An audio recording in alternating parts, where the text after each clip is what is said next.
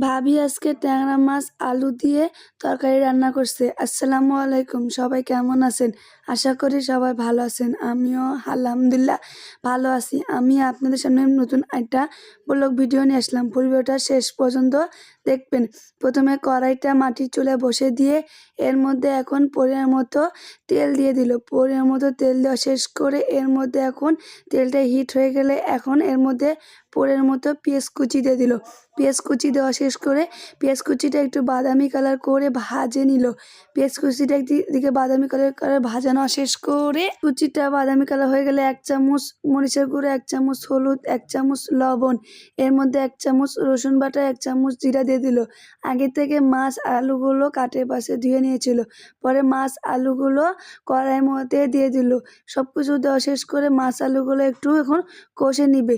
যে কোনো তরকারি আপনি কষে রান্না করলে অনেক স্বাদ হয়।